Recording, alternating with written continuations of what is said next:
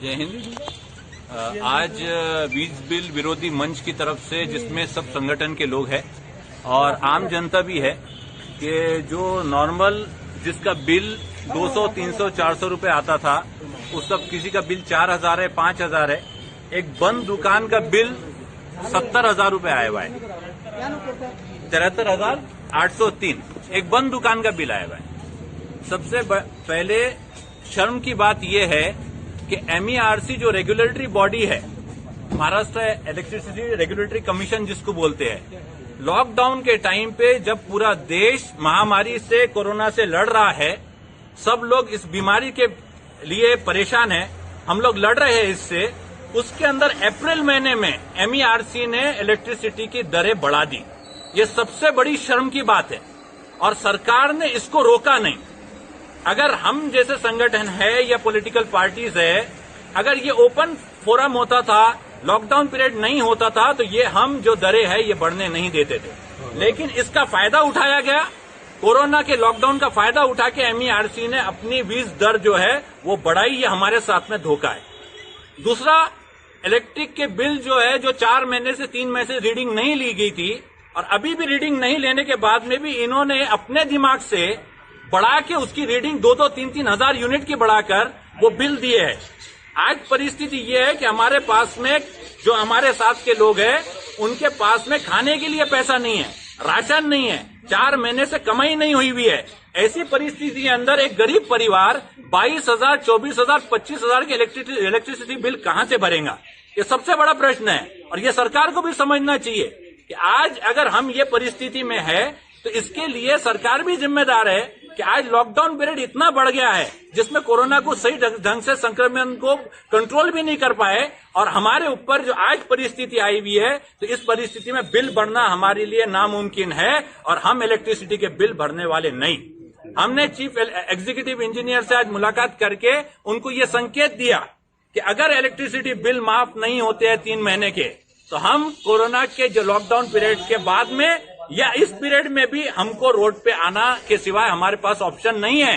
हम चाहते हैं कि हम लॉकडाउन का पालन करें, हम चाहते हैं कि संक्रमण न बढ़े, लेकिन अगर ये परिस्थिति है कि हमको 2 में से चुनना पड़े, जीने के बीच में और कोरोना के बीच में, तो हम हमारे जीने के लिए स्ट्रगल करेंगे। हम रोड पे आए सिवा रहेंगे नहीं। तो ये परिस्थिति हमने मैडम को बताया कि MERC और हमारे जो ऊर्जा मंत्री है और महाराष्ट्र के मुख्यमंत्री है, उन तक ये बात पहुंचाना बहुत जरूरी है कि अगर ये नहीं हुआ तो हम बड़े आंदोलन में जाएंगे और हम वीज बिल भरने वाले नहीं है। ये बात समझ में आना है। धन्यवाद। या सर्व बिलांमध्ये मोठ्या प्रमाणात करोडो रुपयाचा घोटाळा आहे आणि हा घोटाळा असल्यामुळे जोपर्यंत हा घोटाळा उघडकीस येत नाही आणि इथल्या वीज कंपन्यांवर कारवाई होत नाही, तोपर्यंत आम्ही वीज अजिबात भरणार नाही। इथले ऊर्जा मंत्री याची गंभीर दखल घेईल आणि इथली सर्व महाराष्ट्र असो, अमरावती असो, सर्व ग्राहकांचं वीज बिल माफ करेल आणि त्यानंतर जुलैपासून 200 युनिट फ्री करावं अशी सुद्धा आमची याच्यामध्ये मागणी आहे। यावर तिथल्या मॅडमशी आमची चर्चा झाली, चर्चा थोडी सकारात्मक झाली आणि इथली जी स्थानिक परिस्थिती आहे, ती सर्व परिस्थिती ती मॅडम वरती पाठवणार आहे असं त्यांनी आश्वासन दिलं। आम्ही त्यांना हे पण सांगितलं की आम्हाला 8 दिवसामध्ये सर्व तुमचे रिपोर्ट जे वरती पाठवले आहेत ते सर्व पाहिजे आणि जर तुम्ही आमच्या ह्या गोष्टी किंवा ह्या मागण्या किंवा ही लेखी तक्रार जर तुम्ही मान्य केली नाही तर आम्ही पुढे काही 8-10 दिवसामध्ये तीव्र आंदोलन करू। धन्यवाद। महावितरणाचं प्रोसेस आहे, त्या सर्वच ऑडिट झालं, सर्व ग्राहकाचं ऑडिट। कारण की कसं आहे की आम्ही जेव्हा समजा 2 महिने बिल लेट भरतो तो पेनल्टी आमच्यावर लावता। जेव्हा तुमची चूक आहे तर तुम्ही काहीच नाही करत, तुम्ही हात वरत करता, आम्ही करेक्शन करून देतो। करेक्शनचा विषय नाही आहे सर, हा टोटल भ्रष्टाचाराचा विषय आहे।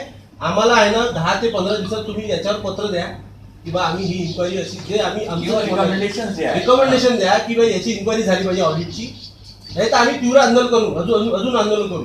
कारण की आम्हाला सोल्युशन पाहिजे, नेहमी तेच तो प्रॉब्लेम आहे।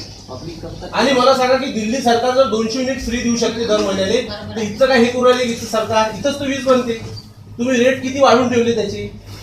कि आपको ये पता होना चाहिए कि ग्राउंड सिचुएशन क्या है।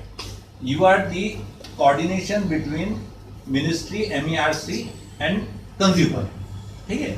आपको ये रिकमेंडेशन, हमारी भी भावना आपको सामने रखना पड़ेगा कि परिस्थिति लॉकडाउन में ऐसी है कि ये 1 रुपया कुछ नहीं कर सकते, इनके पास में कमाई नहीं है, पूरा खत्म हो गया है सब मामला, तो हाउ क्या बराबर है। तो ये आपके तो मैडम ऑन पेपर अगर आप भेजते हैं कि ये परिस्थिति है और यहाँ पे आंदोलन होने की शक्यता है इस बात को लेकर, क्योंकि आंदोलन होगा मैडम, लोग ये बिल भरेंगे। बिल भर नहीं सकते हम, हमारी परिस्थिति ये है, हम बिल नहीं भर सकते, ये तो ग्राउंड सिचुएशन है क्लियर।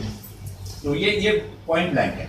अब इसके बाद में ये है कि आपके और हमारे बीच में ये कॉन्फ्रंटेशन ना हो, तो आप भी एक रिकमेंडेशन ऊपर भेजिए कि ऐसी ऐसी परिस्थिति और यहाँ पे रोष है। मैंने तो शुरू में ही कहा सर कि आपकी जो भावनाएं हैं ये ऊपर तक पहुंचा नाही. बराबर आहे मॅडम, हम नाही, चाहते हैं बरोबर कि आहे, solid मॅडम, letter तुम्ही द्या. म्हणत असाल की मग मी वरते कागद लिहितो फक्त असं असं तुमचं निवेदन आलेलं आहे ह्या संघटनेकडून आणि तुम्ही त्याच्यावर तुम्ही स्वतःचा त्याच्या रिप्लाय लिहा ना, काय झालं तर इथे डिस्कस मध्ये मी असं म्हणतो ना. त्याच्यातच आहे तुम्ही. आणि मला त्याची नाही, तुम्ही स्वतः लिहा आणि तुम्हाला 1 महिन्यापासून आतापर्यंत लोकांनी खूप जणांनी निवेदन दिलं, ते कुठं कुठं पाठवलं त्याची एक प्रत द्या.